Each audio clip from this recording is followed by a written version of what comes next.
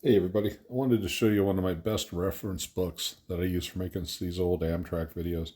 Uh, Amtrak Trains and Travel, Patrick Dorin. It's 1979. I'll show you a couple of the pictures inside. It's just fantastic. If you can find a copy of this somewhere in a used bookstore or something, I mean, it's an invaluable reference guide for trains.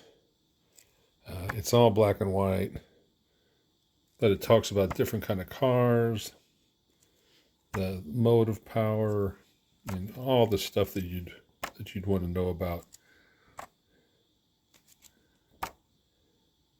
I use it all the time and try to recreate some of the scenes out of it. So, yeah. Hey, there's one I recreated right there. So anyway, you find one of those, and that's where I got the picture of the coast Starlight from today. So, talk to you in a bit.